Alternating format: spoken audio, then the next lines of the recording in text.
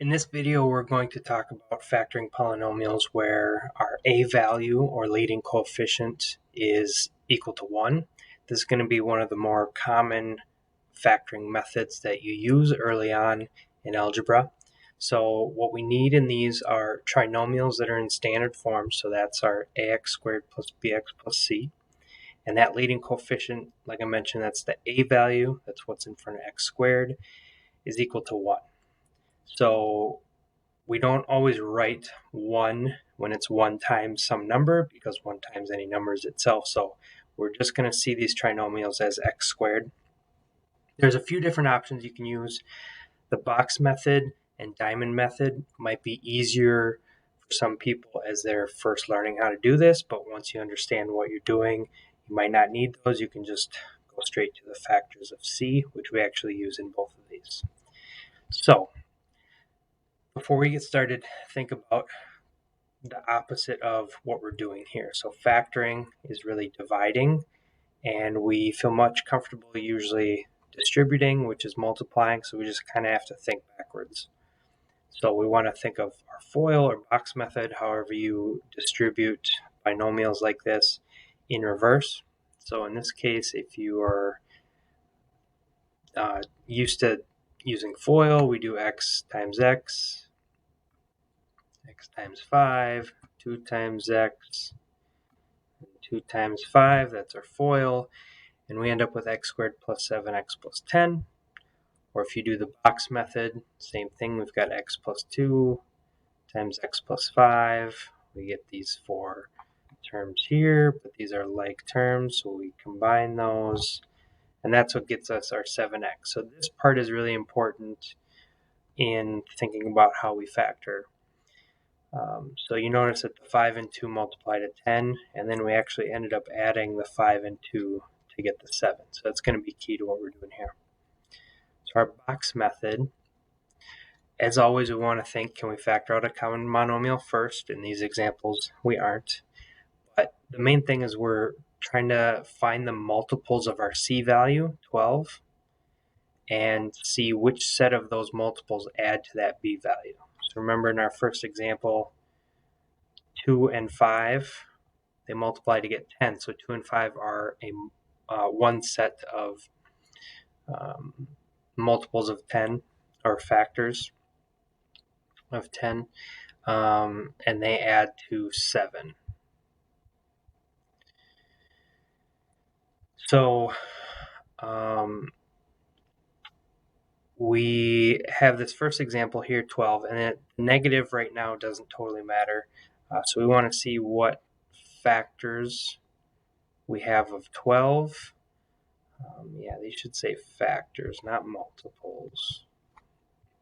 So 12 is a multiple of all of these numbers. So these should say factors in all of our slides here.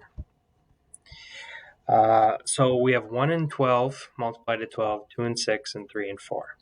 I like to go numerical because then I don't forget the 1 and the number itself. A lot of people skip over that one.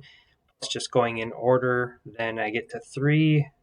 Next would be 4, but we already have 4 up here, so that means that I don't have any others that I skipped in here, even though this one's pretty obvious, and then I just continue up. So I got to think about, well, if these multiply to negative 12, one of them is going to be negative.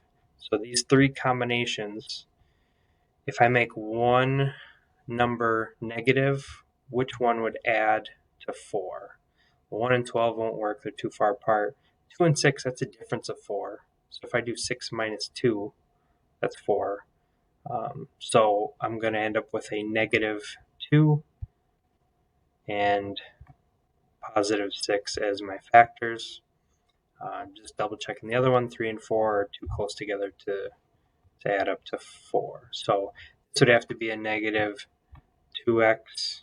I'm not going to type that in. That's going to be too sloppy, but we end up with x plus 6 and x minus 2 as our 2 factors. And you can FOIL or box to double check your answer.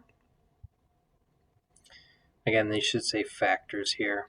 So this example, we know is both b and c values are positive, so that's a little nicer. This is our diamond method.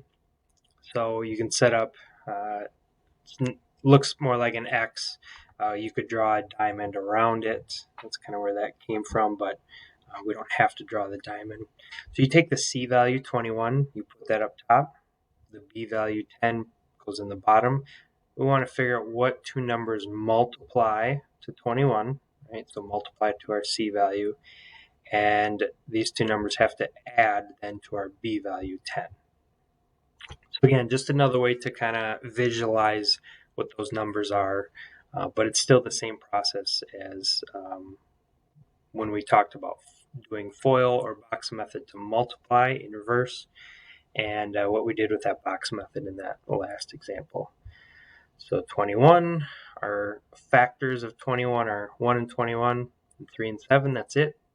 And since both of these numbers are positive, they have to add to a positive 10. That's clearly 3 and 7. So we get x plus 3 times x plus 7. All right. Now, if you feel comfortable where you don't need to write out the box or diamond, you can just go straight to the C value and say, okay, what are my factors of 4? If you're pretty good with mental math or it's a smaller number, you might not have to write them all out. Well, 1 and 4 or 2 and 2. But they have to add together to get a negative 3. Since this is a negative, one of these has to be negative. And I know I can't do negative 2 and 2 because those will add to 0. So it must be, since this is negative, negative 4 and a positive 1. So x minus 4 times x plus 1. Just a couple examples and the differences in when we see positive and negative numbers here. So we're using the factors 2 and 5 here and all the different combinations with our signs. So if both of them are positive, they're going to multiply to a positive 10 and add to a positive. If we have one positive, one negative, like these two examples here, well, positive times a negative, they're both going to give us a negative 10 here. But it's that middle sign that is the difference, and we just look at the bigger number in our two factors, which one is positive or negative. So if the bigger number is negative, then the B value is going to be negative. If the bigger number is positive, the B value is going to be positive. And then if both numbers are negative, we know that a negative times a negative gives us positive. Now we're adding two negative numbers, so we get a bigger negative number here. So just something to look for as you're factoring trinomials. Kind of gives you an easier way to determine what combination of signs you're going to have in your factors.